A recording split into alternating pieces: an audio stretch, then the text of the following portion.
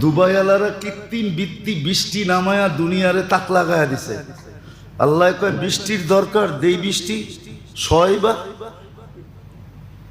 কি সইতেছে না বৃষ্টি? কি না সইতেছে না? সইতেছে। এখনো তো এয়ারপোর্ট বন্ধ। আল্লাহ বলে দিলাম বৃষ্টি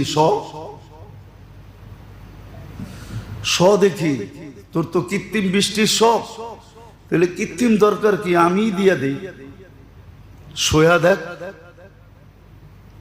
বেশি তো দেয় নাই, 3 দিনই দিছেন, ঠিক না? 3 সপ্তাহ দিলে কি করতেন? তো বুরুজ খলিফাও পানির নিচে যেত, ঠিক না?